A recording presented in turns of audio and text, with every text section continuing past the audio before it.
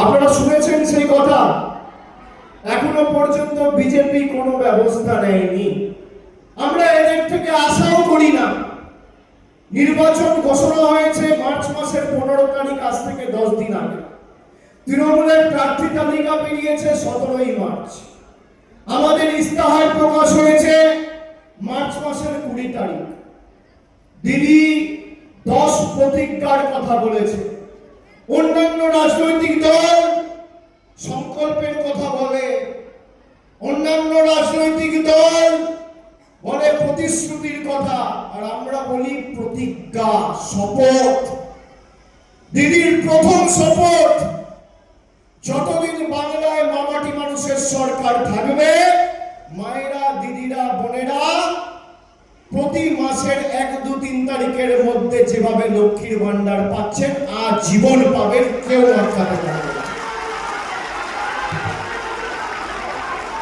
প্রথম শপথ।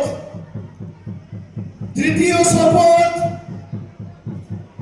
বাংলার যত ঘর, পরিবার, বাড়ি রয়েছে, প্রত্যেকটা বাড়িতে আগামী 5 বছরের মধ্যে নলবাহিত পরিশ্রুত পানীয় জলের ব্যবস্থা আমাদের রাজ্য সরকার করবে। তৃতীয় শপথ।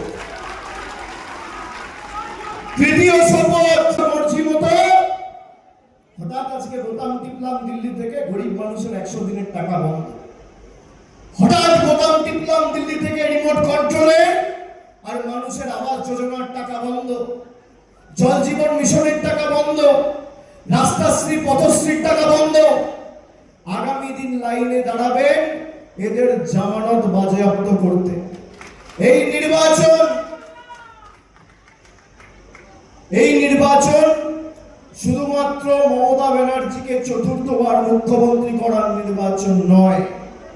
এটা প্রতিবাদের ভোট, প্রতিশোধের ভোট, প্রতিরোধের ভোট, বহিরাগত জমিদারদের উচিত শিক্ষা দেওয়ার ভোট। বিভিন্ন লোকেদের, যাদের সংগঠন বলে কিছু নেই, তাকে প্রার্থী করেছে দেখেছেন? আমাদের আবর্জনাগুলোকে মাথায় নিয়ে গিয়ে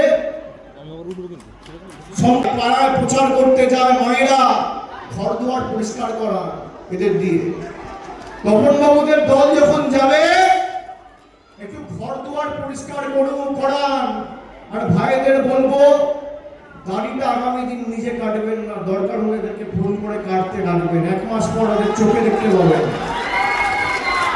যতদিন এদেরকে দেখতে পাবেন কাজগুলো করান, গা হাত পাটে পান, দাড়ি কাটান, চুল কাটান, ঘর পরিষ্কার করান।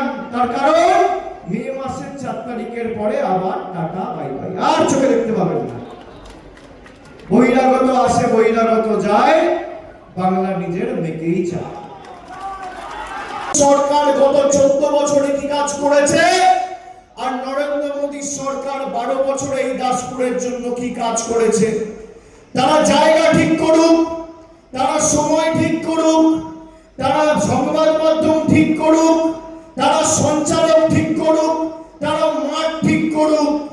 একদিন সময় দেবেন, আমি আসব, তৃণমূলের প্রতিনিধি, আর একদিকে বিজেপির প্রতিনিধি থাকবে।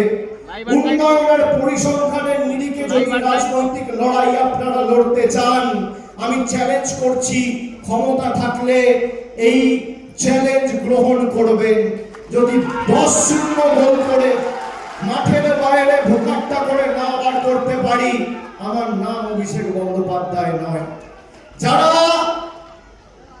মানুষকে ভয় দেখায়, এইখানে বিজেপির যে রাজ্য কমিটির একজন মেম্বার ছিল, কি নামটা বলেছিল, লক্ষ্মীর ভান্ডার বন্ধ করে দেবো, কালীপদ সেনগুপ্ত কবে বলেছিল? জানুয়ারি মাসের 3 তারিখ। আজকে কি কত তারিখ? মার্চ মাসের 25 তারিখ। 100 দিন হয়ে গেছে। বিজেপি কোনো ব্যবস্থা নিয়েছে? বলছে লক্ষ্মীর ভান্ডার যে মহিলারা পান, তাদেরকে বন্ধ করে রাখতে হবে, তারা যেন ভোট না দেয়। আপনি এদের মানসিকতা ভাবুন। এই মাটি ঈশ্বরচন্দ্র বিদ্যাসাগরের মাটি। সেখানে বলা হচ্ছে মহিলাদের বাড়িতে লক